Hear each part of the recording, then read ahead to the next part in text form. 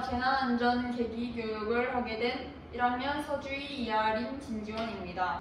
목차로는 일단 먼저 자연재난, 그리고 사회재난, 안전선진국들의 재난 사례, 안전불감증과 해결법, 그리고 각 재난마다의 대처법을 소개하겠습니다. 먼저 자연재난은 먼저 사전적인 정의는 태풍, 가뭄, 홍수, 화산폭발, 해일 따위와 같은 피할 수 없는 자연현상 때문에 발생하는 재난입니다. 우리나라에게 친숙하거나 겪어보았던 자연재난에는 태풍, 강풍, 한파, 지진, 많은 비가 내리는 호우, 바람과 물결이 거센 풍랑, 폭염, 가뭄, 대설, 황사, 홍수, 침수 등이 있습니다. 우리나라에서 발생하는 자연재난 중 가장 자주 발생하는 세 가지를 대표적으로 소개하겠습니다. 먼저 태풍은 매년 발생하고 있습니다. 2003년 우리나라를 강타한 태풍은 사상자를 130명, 재산 피해액을 4조 2250억대를 초래하였으며 다른 나라에만 일어날 줄 알았던 지진도 이제 남일 같지 않아졌습니다. 2016년 9월 12월 경주시에서 규모 5.8의 지진이 발생하였고 이로 인한 부상자는 23명, 재산상의 피해는 5,120건, 여진 횟수는 무려 400회를 넘습니다. 당시만 해도 우리나라에서는 규모 6에 가까운 지진이 일어난 적이 없었기 때문에 대처가 늦었습니다.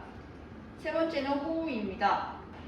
잠을 자던 야영객과 계곡 인근 마을 주민 등 100여 명이 미처 대피하지 못하고 숨지거나 실종되었습니다.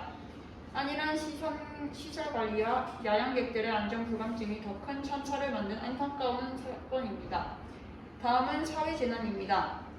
사회재난이란 화재, 환경오염, 폭발과 같은 사고, 교통, 통신, 에너지, 의료 같은 기반 시설 마비, 가축 전염병 확산 따위로 일어나는 피해입니다. 사회재난의 첫 번째 사례로 많은 사람들이 알고 있는 대구 지하철 화재 참사입니다. 2003년 2월 18일 대구에서 50대 중반 남성이 저지른 방화로 192명의 승객이 사망한 사고이며 승객 대부분이 빠져나갔으나 열차의 불길이 반대편 선로에 정차한 열차로 옮겨 붙었고 기관사와 지하철 사령이 적절히 대처하지 못하여 불이 심하게 번져 이 열차에서 대부분의 사망자가 발생하였습니다. 더욱 안타까운 사실은 승객들은 초반에 하얀 연기가 보였음에도 불구하고 아무도 나서지 않으니까 다들 괜찮겠지 하며 넘겨서 대피가 늦어진 것입니다. 두 번째는 삼풍백화점 붕괴 사고입니다. 1995년 6월 29일 서울 서초동의 삼풍백화점이 부실공사 등의 원인으로 갑자기 붕괴된 대형 사고입니다. 이 사고로 사망 502명, 실종 6명, 부상 937명의 어마무시한 피해를 입었습니다. 세 번째는 세월호 침몰 사고입니다.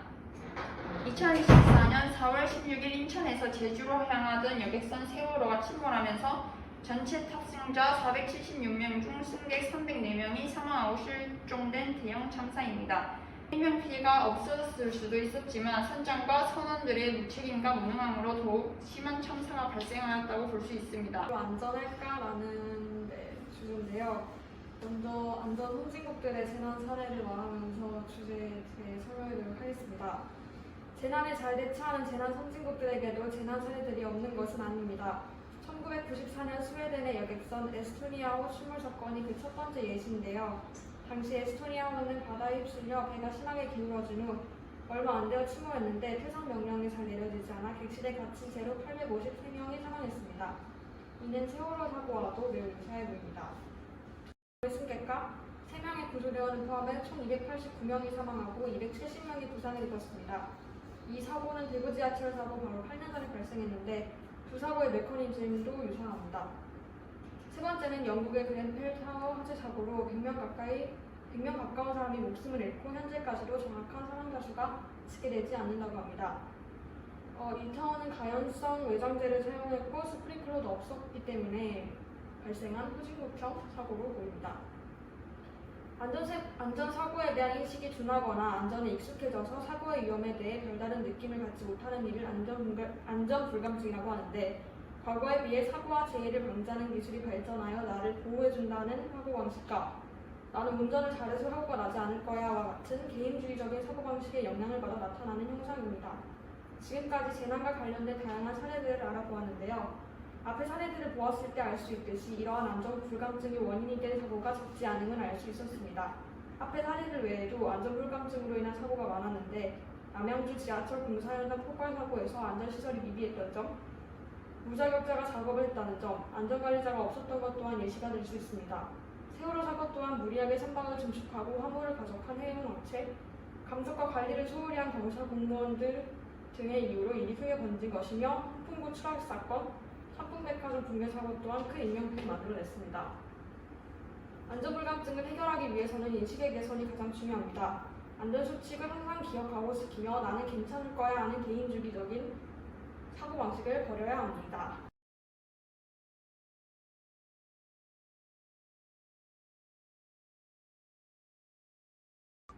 그 다음으로는 해상도난사고 대처법에 대해 알려드리겠습니다. 첫 번째로 사고 발생 시 큰 소리로 외치거나 비상벨을 눌러 사고 발생 사실을 알립니다. 두 번째로는 화재 발생 시 소화기를 이용하여 불을 끄고 창문등을 깨서 환기를 시킵니다. 그리고 세 번째로는 상황이 위험해졌을 때 의자 밑 또는 선실내에 보관된 구명조끼를 입고 물속에서 행동이 쉽도록 가능한 신발을 벗습니다.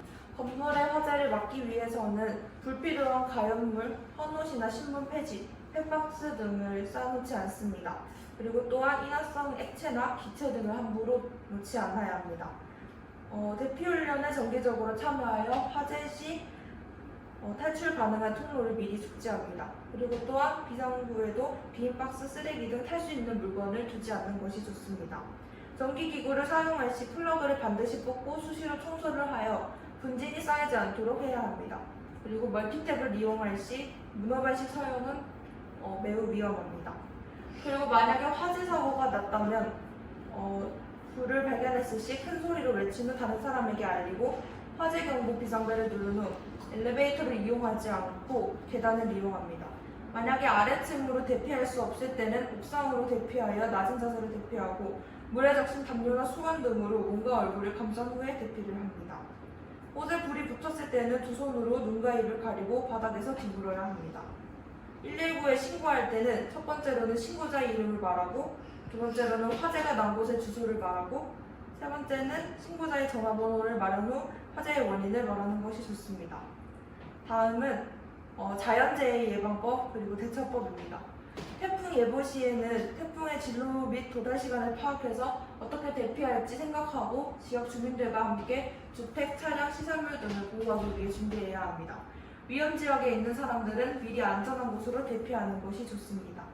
태풍이 특보가 되었을 때는 이웃과 함께 안전한 곳으로 대피하고 외출 후 삼가하며 이웃 가족들에게 연락하여 안전 여부를 확인하고 위험 상황을 알려야 합니다. 안전수칙을 알아두는 것이 좋습니다. 그리고 태풍이 지나간 이후에는 피해 상황을 확인하고 가까운 행정복지센터 등에 신고해서 보수, 보강을 해야 합니다. 두 번째는 지진입니다. 평소에는 집안에서 대피할 수 있는 안전한 대피 공간을 미리 파악해두고 집안에서 떨어지기 쉬운 물건을 고정하여 비상용품을 미리 준비해두어야 합니다. 그리고 지진이 발생했을 때는 지진으로 크게 흔들리는 시간은 길어야 1, 2분이므로 튼튼한 탁자와 같은 곳으로 들어가 몸을 보호해야 합니다. 계단을 이용하여 대피해야 하고 건물이나 담장으로부터 떨어져 이동하며 낙하물이 없는 넓은 공간으로 대피해야 합니다. 그리고 세 번째는 침수입니다. 호우 예보 시에 상습 침수 지역에 거주하고 있는 사람들은 미리 대피를 해야 하고 장소와 비상 연락망을 미리 알아두어야 합니다. 과학 전선과 같은 물체와는 최대한 멀리 가야 합니다. 마지막으로 황사입니다. 황사는 호흡기 질환을 유발할 수 있으며 심하면 사망에 이르게 할 수도 있으므로 피해를 최소화해야 합니다. 그래서 황사가 발생했을 시에는 가능한 한 외출을 삼가해야 하고 외출 시에는 보호 안경, 마스크, 긴 소매 의복을 착용하며 손발 등을 깨끗하게 씻어야 합니다. 황사에 노출된 농수산물은 충분히 세척한 후 요리해야 합니다. 황사가 지나간 후에는 실내외 환기와 청소를 실시하고 먼지를 제거하며 충분히 소독해야 합니다. 다 알고 있는 예방법이라고 가볍게 여길 수 있지만 확실하게 알아두고 피해를 막는 것이 가장 중요합니다. 이번 계기 교육을 통해 안전 불감증에 대해서도 다시 알고 재난에 대비할 수 있었으면 좋겠습니다. 감사합니다.